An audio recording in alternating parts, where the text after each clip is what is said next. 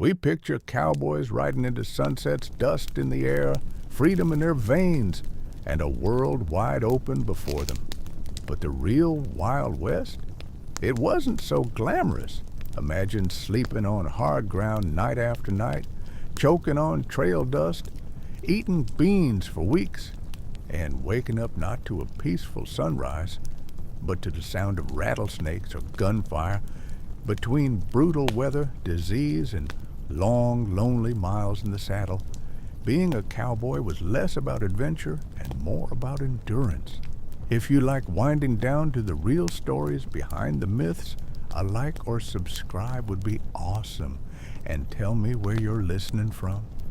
It's always wild seeing people from Texas to Tokyo tuning in to the same dusty tale. All right, tonight, we're saddling up and heading west to find out why it really sucked to be a cowboy in the Wild West. So, get cozy, tip your hat back, and let's ride into the truth behind the legend.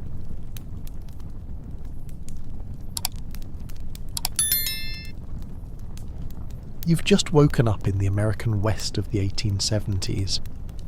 The cool morning air feels crisp against your skin as you blink your eyes open to the first pale light of dawn. You're lying on a simple bedroll spread across the hard-packed earth, your back already aching from another night spent under the vast star-filled sky. The wool blanket beneath you is scratchy against your skin, and the oilcloth you wrapped around your belongings last night is stiff and cold to the touch. Around you, other shapes are stirring, your fellow cowboys beginning to rise for another long day on the trail. Your muscles protest as you sit up, and you feel every minute of yesterday's 14 hours in the saddle.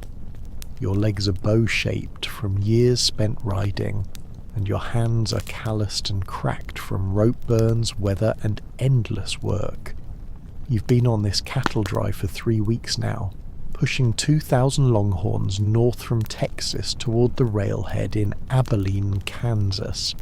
3 more weeks to go if the weather holds and nothing spooks the herd. The smell of coffee brewing pulls you fully awake. Cookie, the camp cook, is already busy at the chuck wagon, stoking his fire and preparing breakfast. That man might be the grumpiest soul you've ever met, but right now, the rich aroma of coffee beans boiling in that big metal pot makes him seem like an angel sent from heaven. Your mouth waters at the thought of hot coffee cutting through the trail dust that seems permanently lodged in your throat. "Rise and shine, boys," calls the trail boss, his voice rough from years of shouting over wind and cattle. "Sun's coming up and them cows ain't gonna move themselves." You run your fingers through your hair, feeling the grit and oil built up over days without washing.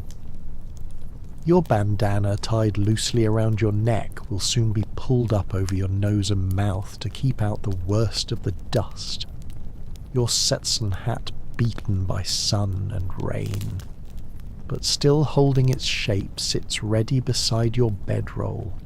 Those wide brims aren't just for show.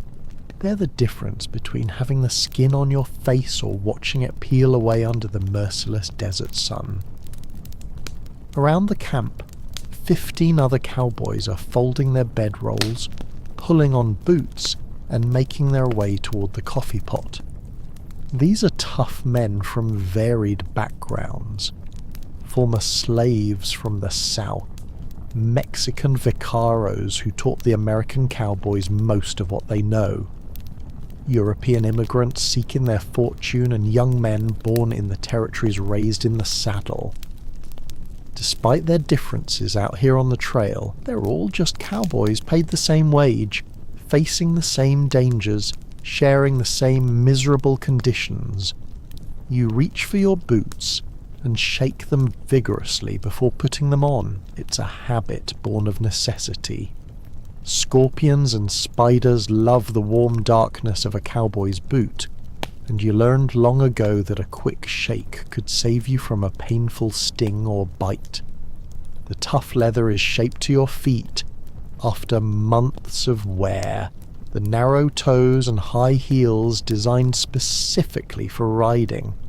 Those heels aren't for show either. They help keep your feet secure in the stirrups as you ride breakfast in 5, Cookie announces, his voice carrying across the camp. You want hot food? You best get here before it's gone. No one needs to be told twice. You tuck your bedroll under your arm and make your way to the chuck wagon, joining the line of men waiting for their morning meal. The chuck wagon itself is an impressive sight. A modified army wagon with a large box attached to the back, filled with food supplies, cooking equipment, and even basic medical provisions. Charles Goodnight invented this mobile kitchen just a decade ago, and it's revolutionized life on the trail. Before chuck wagons, cowboys had to make do with whatever they could carry in their saddlebags. Cookie slaps a metal plate into your hands, heaping it with beans and bacon. It's the same meal you had yesterday and the day before and will likely have tomorrow, but hot food is hot food, and you're grateful for it. You take your plate and tin cup of coffee and find a spot to sit. The ground still cool beneath you. As you eat, you watch the sky lighten in the east. It's going to be another scorcher today. You can feel it in the air. The good news is there are no clouds on the horizon. Rain might sound pleasant after days of dust and heat, but a storm on the open prairie is every cowboy's nightmare. Lightning can spook a herd into a stampede faster than anything, and a stampede means hours of dangerous riding to regain control if you're lucky. Well, you've seen what 2,000 frightened longhorns can do to a man caught in their path. The memory of your friend Jackson trampled 2 years ago when his horse stumbled during a night stampede still makes your stomach clench. You about done daydreaming. The voice of Diego, one of the Viseras, pulls you from your thoughts. His dark eyes are amused beneath the brim of his sombrero. Boss says we're moving out in 10 minutes. You gulp down the last of your coffee, feeling the hot liquid burn pleasantly all the way down to your empty stomach. The beans and bacon are already gone. You've learned to eat quickly on the trail. Time is always in short supply, and a cowboy who dawdles over his food might find himself going hungry. Cookie takes your empty plate with a grunt that might be thanks. You head back to your bedroll, rolling it tight and tying it with practiced movements. Everything you own in the world is in this roll. A spare shirt, an extra pair of socks, a small bag of tobacco, your straight razor, and a tattered photograph of your mother. $35 in wages is carefully tucked into your boot. The accumulated payment for over a month of work. It's not much, but it's enough to keep you fed, and with a roof over your head during the winter months when cattle drives stop and ranch work slows. You strap your bedroll behind your saddle and check your horse over carefully. This Geelin has been with you for 3 years now, a steady mount with good cow sense. You run your hands down his legs, feeling for any swelling or heat that might indicate injury. Finding nothing concerning, you check his hooves next, picking out small stones and packed dirt. A lame horse out here could mean death, not just for the horse, but potentially for you as well. The closest town is 4 days' ride away, and no cowboy can keep up with a cattle drive on foot. Mount up.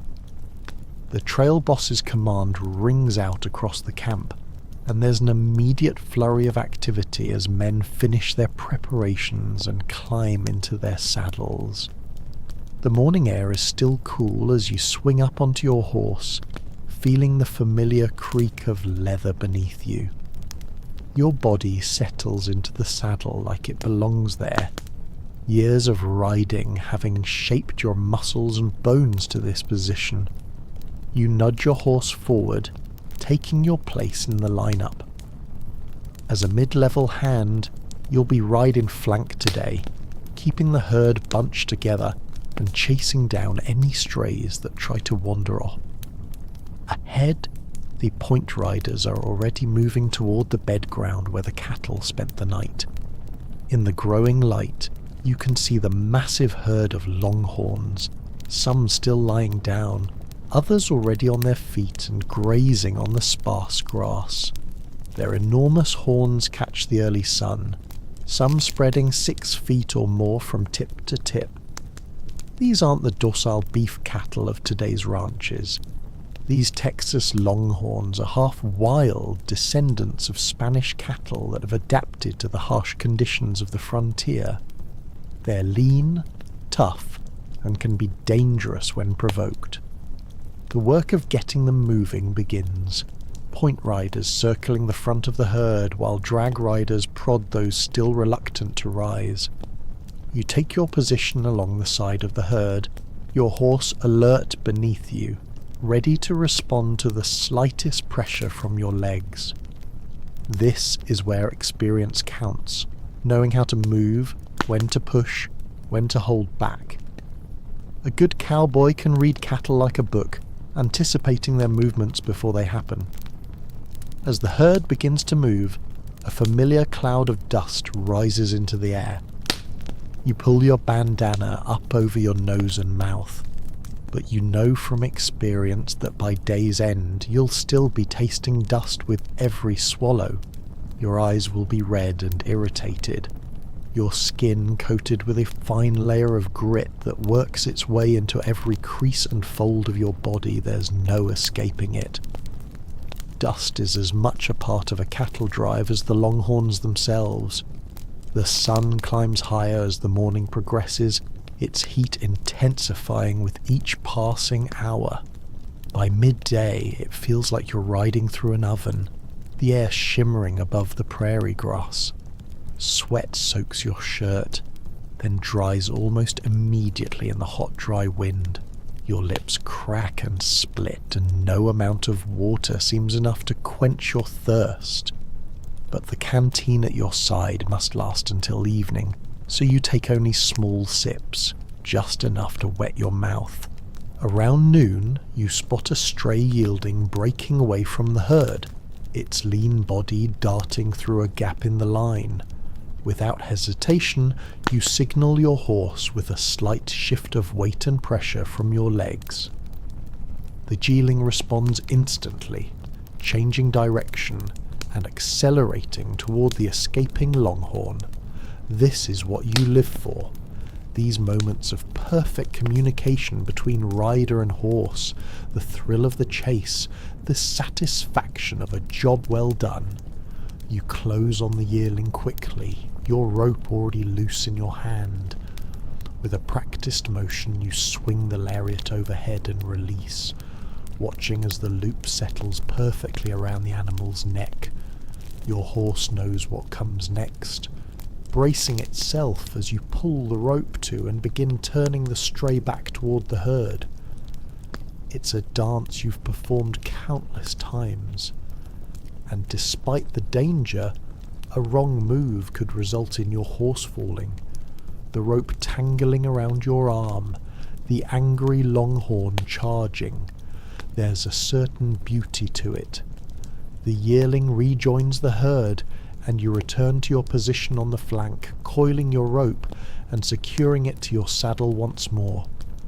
Your arms ache from the effort, adding to the general discomfort that is a cowboy's constant companion, but there's no time to rest or recover. Already, another stray is making a break for freedom on the far side of the herd, and one of your fellow cowboys is racing to intercept it. The afternoon stretches endlessly before you, a monotonous cycle of riding, watching, chasing, and returning. The trail boss sets a steady pace, aiming to cover 15 miles before making camp for the night. It doesn't sound like much, but moving 2,000 cattle across open country is slow work. Too fast and the animals will lose weight, becoming less valuable at market. Too slow and you risk running short on water or grass or being caught by early winter storms further north. As the sun begins its descent toward the western horizon, your thoughts turn to the evening ahead. There will be another meal of beans and bacon, perhaps with biscuits if Cookie is feeling generous. There will be coffee strong enough to stand a spoon in, as the cowboys like to joke. There will be an hour or two of rest before night watch begins. Every man takes his turn, standing guard over the herd during the night, alert for predators, rustlers, or anything that might startle the cattle into a stampede tonight. You're on second watch, which means a few hours of sleep before being woken around midnight. It's not ideal.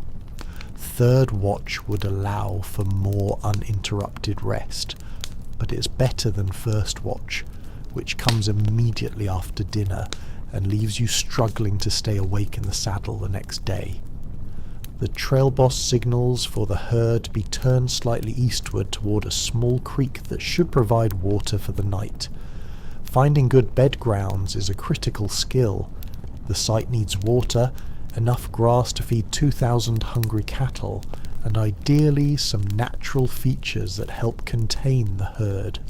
Tonight's spot looks promising with the creek on one side and a gentle rise of land on another that will make it easier to keep the longhorns together as the sun touches the horizon, painting the sky in brilliant oranges and reds. The day's ride finally comes to an end. The cattle, thirsty after hours of movement, head eagerly for the water. Cowboys position themselves strategically around the herd, ensuring that the animals don't bunch too tightly at the creek and that none wander too far in search of better grazing. You dismount with a groan, your legs stiff and sore after 14 hours in the saddle.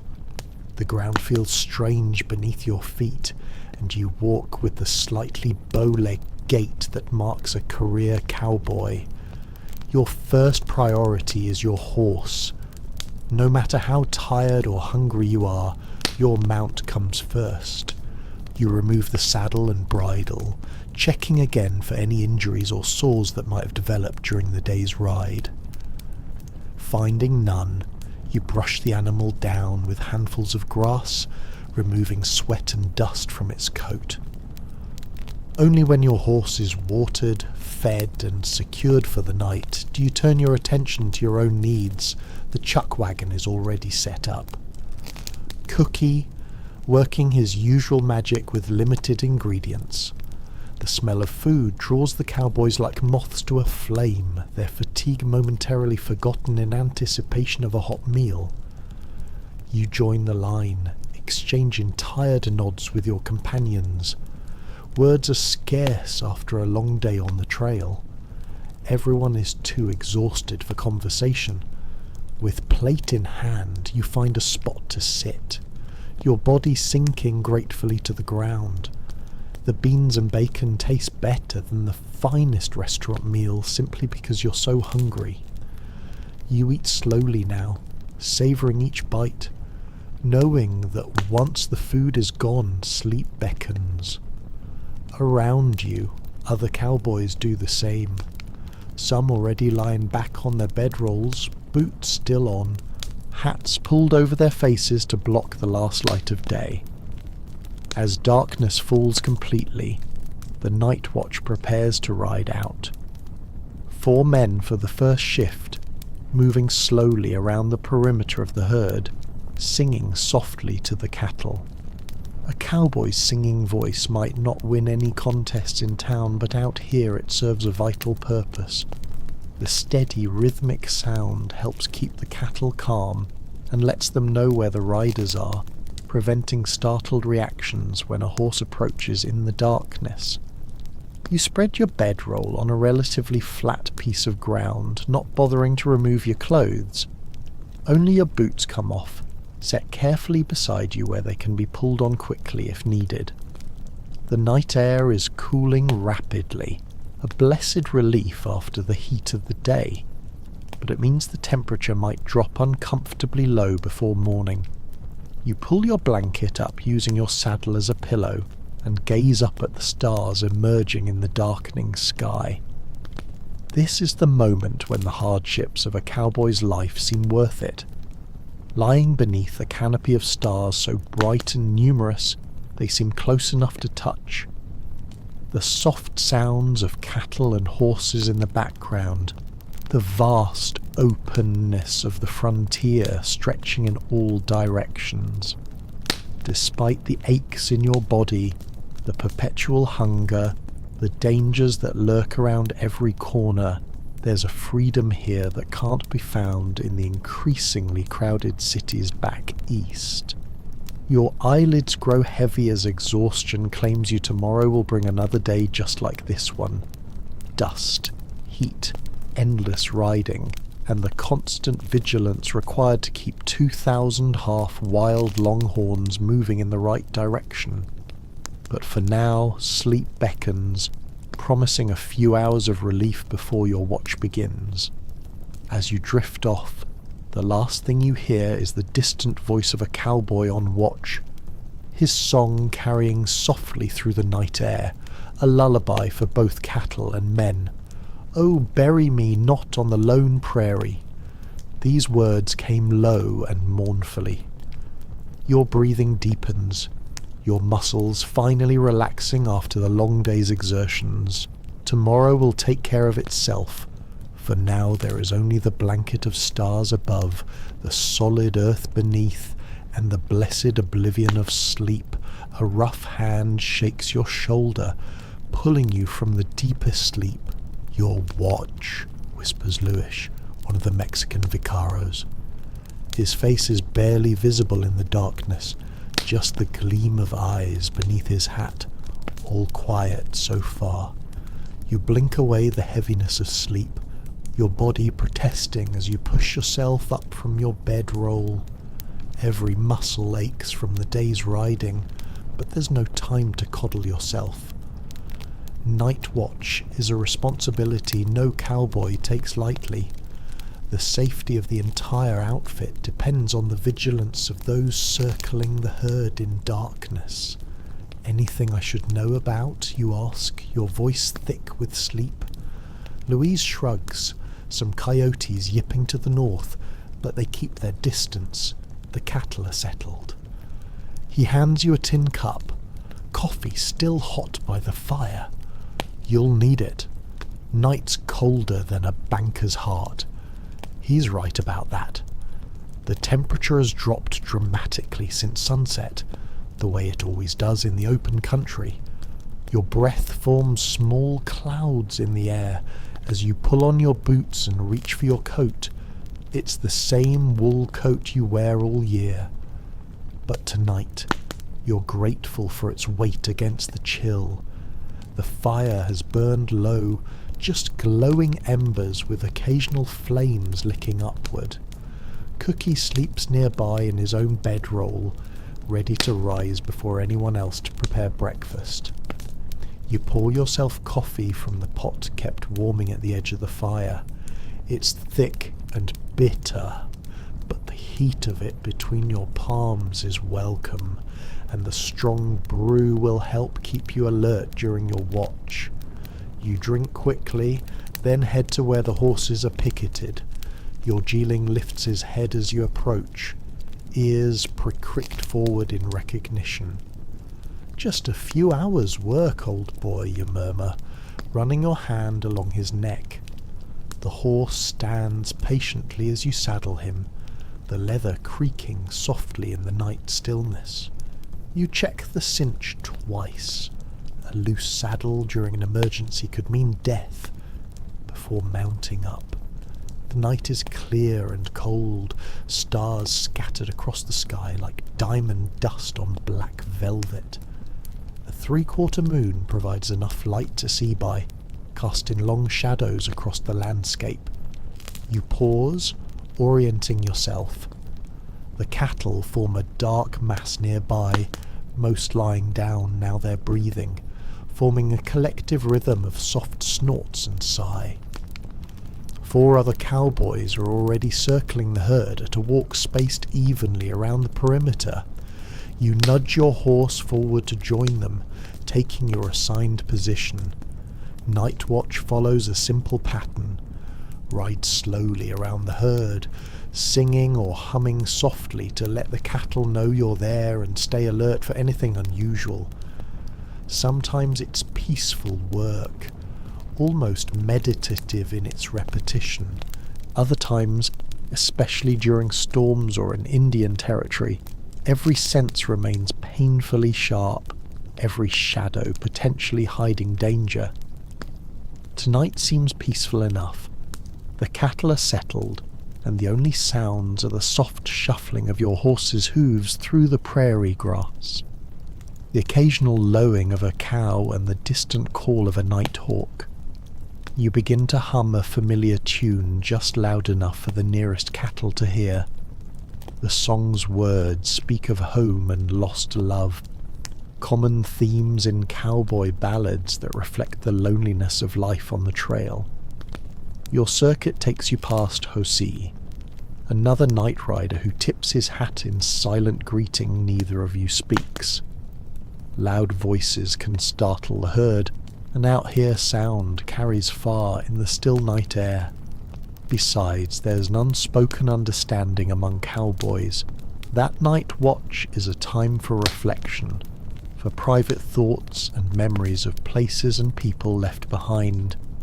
Your mind wanders as you ride, remembering how you came to this life 5 years ago. You were just 17 then, a farm boy from Missouri with dreams of adventure. The reality of cowboy life quickly proved far less romantic than the stories, the brutal work, the constant danger, the poor pay, the mind-numbing boredom interspersed with moments of sheer terror. Yet something about this life has kept you here, passing up opportunities for more comfortable work in the growing frontier towns. Perhaps it's the freedom, or perhaps it's simply that after years in the saddle, you no longer know how to live any other way. A movement catches your eye, something dark slipping through the shadows at the edge of the herd. You tense, hand moving instinctively to the revolver at your hip, but then relax as you recognize the distinctive silhouette of a coyote.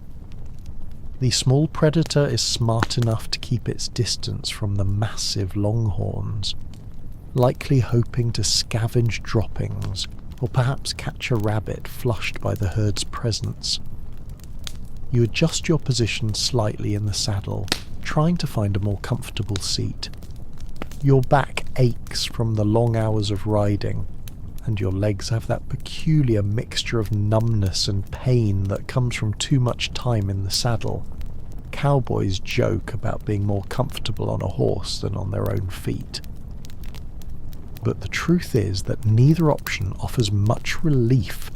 After weeks on the trail, the night deepens around you, the temperature continuing to drop. Your fingers grow stiff with cold inside your gloves. Simple leatherwork gloves that offer little protection against the chill, but at least prevent rope burns during the day. You flex them repeatedly, knowing that in an emergency, you'll need full dexterity to handle your rope or gun. Time passes with agonizing slowness during night watch. There's nothing to mark its passage except the gradual movement of stars across the sky, and the slow circuit you make around the sleeping herd. Your mind plays tricks on you sometimes, shadows seeming to move or take shape, only to resolve into harmless bushes or rocks when you look more closely. Staying alert without giving in to jumpy nerves is a skill that takes years to develop. A soft sound catches your attention, not from the herd, but from the darkness beyond. You strain your ears trying to identify it. There it is again, the distinctive snort of a horse but not one of yours. Your heart rate quickens as you scan the surroundings. It could be nothing, a wild mustang passing through, or it could be trouble. Indians, sometimes rustlers, more often hoping to cut out a few cattle from the edges of the herd under cover of darkness. You make a subtle signal to Jose, who's riding the next section of perimeter. He's heard it too, his posture alert as he subtly changes his course to investigate. You do the same from your side, both of you careful not to show alarm that might spook the herd. Your right hand rests lightly on your revolver now, ready, but not drawing yet. A stampede would be more devastating than the loss of a few cattle, so caution guides your movements. The sound doesn't repeat, and after a tense quarter hour of hypervigilance you begin to relax slightly. Perhaps it was a wild horse after all, or even just the wind playing tricks. Still, you remain more alert for the rest of your watch, eyes constantly scanning the darkness beyond the herd. Hours pass this way in cold, saddle-sore vigilance. Your back develops a deep ache that no shifting of position can relieve. Your eyes burn with fatigue and you fight to keep them from closing. This is when night watch becomes truly difficult. Fighting your body's desperate need for sleep while maintaining the focus needed to protect the herd. Finally, the eastern sky begins to lighten. Just a slight lessening of the darkness at first, then a gradual spreading of pale grey light. The stars closest to the horizon fade as the pre-dawn glow strengthens. Relief washes through you. Your watch is nearly done and nothing serious has occurred. The cattle begin to stir as daylight approaches, some standing and beginning to graze while others remain recumbent, reluctant to start the day. The trail boss emerges from his bedroll, looking first toward the herd, then at the sky, gauging the day to come. He signals to Cookie, who's already up and rekindling the fire, then begins waking the rest of the outfit. Another day on the trail is beginning. You complete your final circuit as the camp comes to life. Men moving stiffly, their breath visible in the cold morning air, Diego rides out to relieve you, his face still creased with sleep. "Anything?" he asks. "Thought I heard a horse about halfway through the watch," you report. Nothing came of it. He nods, taking your place as you ride back to camp. You're bone tired now, the kind of exhaustion that makes your whole body feel lead. But there's no rest for you yet. The day's work is about to begin, and night riders are expected to pull their weight just like everyone else.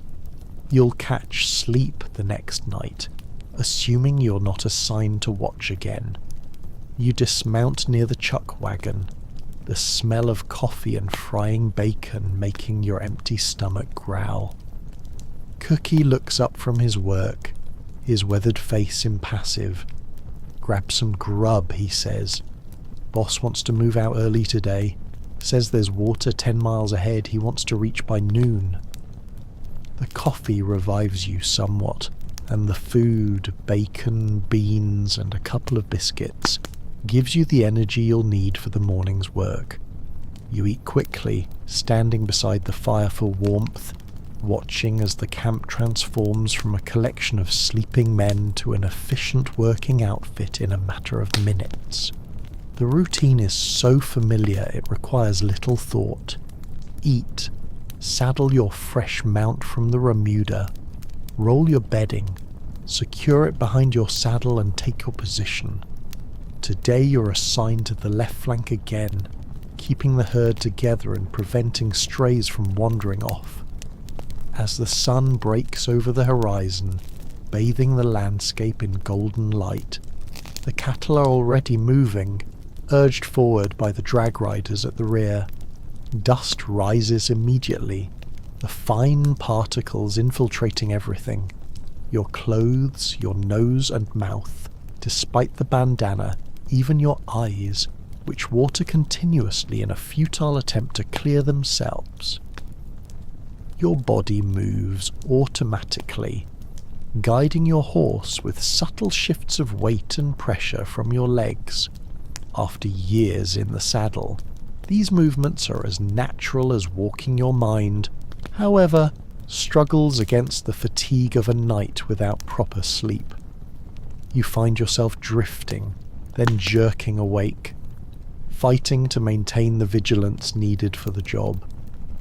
The morning passes in a haze of dust and exhaustion. The sun climbs higher, its heat beginning to penetrate the chill of night, though at this time of year the days remain pleasantly warm rather than scorching. You're grateful for small mercies. Cattle drive in the height of summer is a special kind of torture. With temperatures soaring well above 100 degrees on the open plain, by mid-morning you've settled into a rhythm, your body functioning despite its protests. The landscape rolls by, seemingly endless grassland stretching to the horizon in all directions, broken occasionally by shallow ravines or small stands of scrubby trees along seasonal creek beds. It's beautiful in its vastness, though few cowboys would use such a word. To most, it's simply the backdrop to their work, notable only for the practical concerns of water, grass and shelter.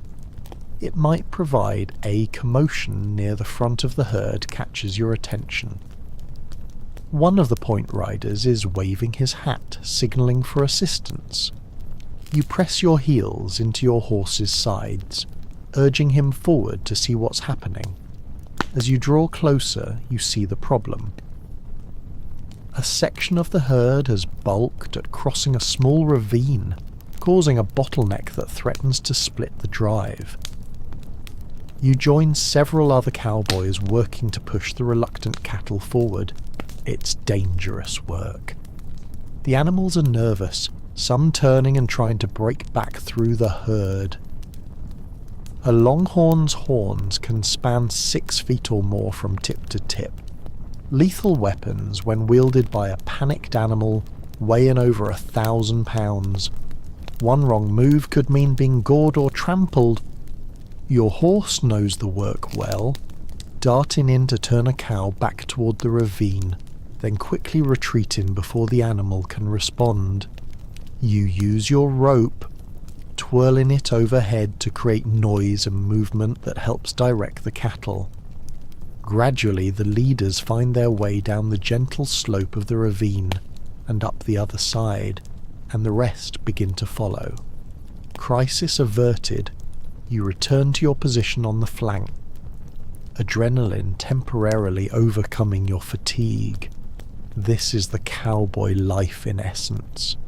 Long stretches of monotony broken by moments of intense activity and danger.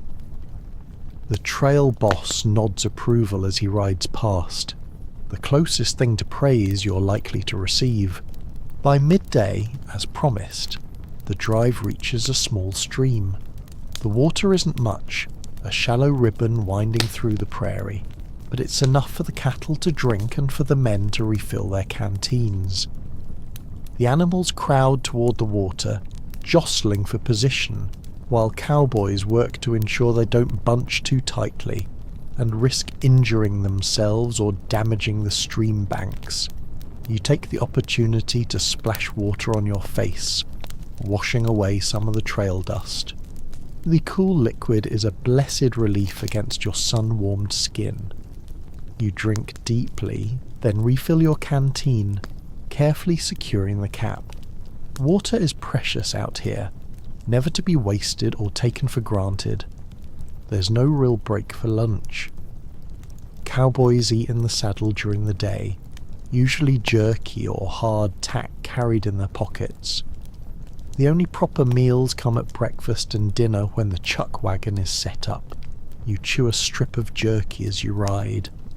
The tough, salty meat requiring determined jaw work.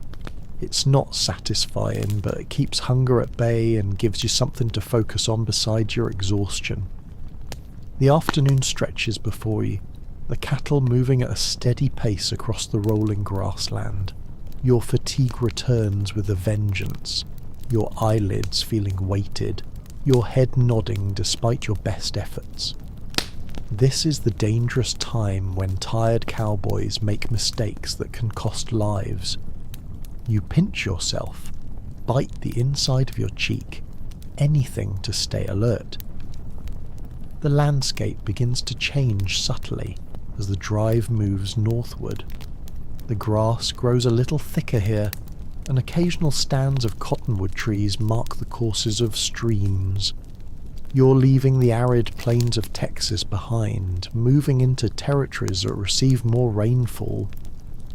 It's good cattle country, and under different circumstances you might appreciate the changing scenery. Today, however, your world has narrowed to the immediate needs of staying awake and doing your job. A movement to your right catches your attention. A rabbit bursting from cover, startled by the approaching herd. In an instant your hand drops to your revolver, drawing and aiming before conscious thought intervenes. You catch yourself just before firing. The instinctive reaction, a testament to both your training and your jumpiness from lack of sleep. Slowly, you return the weapon to its holster, heart pounding, aware of how close you came to causing the very stampede you're meant to prevent Jumpy today, ain't you? The voice belongs to Tom, a veteran cowboy riding nearby. His weathered face shows amusement rather than concern. Night watch will do that to a man, keep your eye unholstered, unless you want the boss to tan your hide. You nod, embarrassed, but grateful that no real harm was done. Tom's right. Firing a gun near the herd without cause is one of the cardinal sins of cattle driving, potentially triggering a stampede that could kill men and animals alike. The trail boss would indeed have harsh words or worse for such a mistake. How much farther you reckon to Abilene, you ask, hoping conversation will help keep you alert. Tom squints at the horizon. 3 weeks if the weather holds. Could be longer if we hit trouble. Trouble could mean anything from flooded rivers to Indian attacks to the dreaded Texas fever that sometimes struck northern cattle, exposed to the seemingly healthy longhorns. The reminder of your destination brings mixed feelings. Abilene means the end of the drive. Payment for your work and the luxuries of town, a real bed, a hot bath, maybe a visit to a saloon for whiskey and cards. But it also means decisions about what comes next. Finding work for the winter, perhaps signing on with another outfit for the return journey south, or trying your luck at something else entirely. Some cowboys dream of saving enough to buy their own small herd someday, but the meagre wages make that dream distant for most. Your thoughts are interrupted by a shout from the right flank. A section of the herd has spotted better grazing and is beginning to drift in that direction, threatening to break away.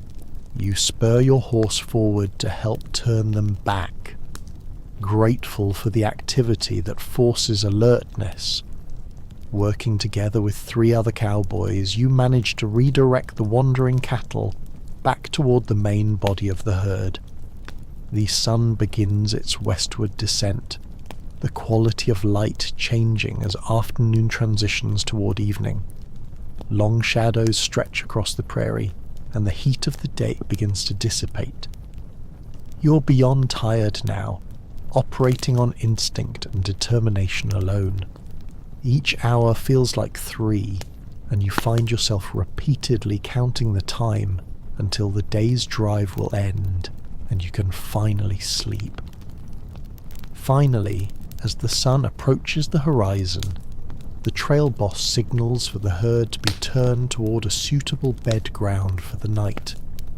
It's a good spot, a gentle depression in the land with a small stream along one edge, providing both water and some natural containment for the cattle. The animals, tired from the day's journey, move willingly toward the water and the relatively lush grass that grows along its banks. The outfit works with practice efficiency to settle the herd for the night. The chuck wagon has already arrived and set up, Cookie working over his fire to prepare the evening meal. The smell of food, beans again, but with salt pork tonight instead of bacon and maybe biscuits if you're lucky, makes your stomach growl with anticipation. You help position the cattle, then finally blessedly dismount. Your legs nearly buckle as they take your weight, stiff and sore from the day in the saddle, combined with your night watch. You take care of your horse first, as always, removing saddle and bridle, checking for injuries or sources, brushing him down, ensuring he has water and grass. Only then do you drag yourself toward the chuck wagon every step and effort. You look like you've been dragged through hell backwards, observes Cookie as he hands you a plate. It's not sympathy. Cowboys don't do sympathy, just a statement of fact. Feel like it too, you admit, accepting the food gratefully. You find a spot to sit, your body sinking heavily to the ground. The food is simple, but hot and filling, exactly what you need. Around you, other cowboys eat with the focused intensity of men who know the value of a meal that isn't jerky or hard attack. Conversation is minimal. Everyone is tired, and tomorrow will bring more of the same. The trail boss approaches as you're finishing your food, stopping beside you. "You're off watch tonight," he says, his tone making it clear this isn't a favour, but a practical decision. Get some sleep. Need you sharp tomorrow. You nod gratefully, too exhausted for words. As soon as you finished eating and returned your plate to Cookie, you unroll your bedding and prepare for sleep. The sun has fully set now, the temperature dropping rapidly. You don't bother removing your clothes, just your boots, placed carefully within reach for quick access if needed. Your revolver goes under your folded jacket, which serves as your pillow. Around you, the camp settles for the night. Men talk quietly, some mending torn clothing or repairing equipment by the firelight. Others smoke, the sweet smell of tobacco mingling with the wood, smoke from the fire. The night watch prepares to ride out, checking their gear and mounting up with quiet efficiency. You lie back, looking up at the stars emerging in the darkening sky. Despite the aches in your body and the bone-deep fatigue, there's a certain peace in this moment. The vastness of the sky above, the solid earth beneath, the knowledge of a job done as well as possible under difficult circumstances. These things bring their own satisfaction. Your eyelids grow heavy, the voices around you fading as sleep approaches. Tomorrow will bring more dust, more danger, more monotony, interspersed with moments of intense activity. But for now, there is only the welcome oblivion of rest, pulling you down into darkness as completely as a stone sinking in deep water. Your last conscious thought is gratitude for the food in your belly, the relative safety of the camp, and most of all for the gift of sleep, uninterrupted by watch duty. Then consciousness fades, and you drift into dreams of green valleys and clear streams far from the dust and danger of the trail. Morning comes too soon, the first grey light of dawn filtering through your closed eyelids. For a moment, you lie still, savouring the last remnants of sleep before the day's demands begin. Your body feels heavy against the ground, muscles stiff and sore from weeks of hard riding. The air is cool against your face, carrying the scents of dew-dampened grass, wood smoke from the rekindled fire, and the earthy smell of cattle that permeates everything on a drive. Around you, the camp is already stirring, cookie bangs pots at the chuck wagon. His way of announcing that breakfast will soon be ready. Men grunt and groan as they rise, their bodies protesting after another night on the hard ground. No one speaks much at this hour. Words come later, after coffee has worked its magic. You push yourself up, wincing at the various aches that make themselves known. Your lower back feels particularly tight this morning, and your right shoulder throbs where you landed on it after being thrown from your horse last month. Old injuries and new ones blend together after years on the trail, creating a map of pain that every experienced cowboy carries with him. The trail boss stands near the fire, conferring with Cookie and studying the sky. There's a heaviness to the air this morning, a certain quality to the light that suggests weather might be coming. Not good news. Rain can turn a simple cattle drive into a nightmare of mud, irritable livestock, and the constant threat of stampede. You pull on your boots and make your way to the chuck wagon, joining the line of men waiting for coffee. Sleep now. Let yourself sink deeper into that perfect relaxation. Your eyelids are heavy. So heavy it would take too much effort to open them now. Your limbs feel pleasantly weighted, impossible to move even if you wanted to, which you don't. You just want to drift all the way down into deep, restful sleep. That's it. Just let go completely. The day is done. The work is finished. Nothing more required of you now except to rest, to renew, to dream perhaps of different possibilities, different worlds. But for now, just sleep deep and peaceful, easy and calm. Sleep now. Sleep well, drifting deeper with each breath down and down into perfect, complete rest.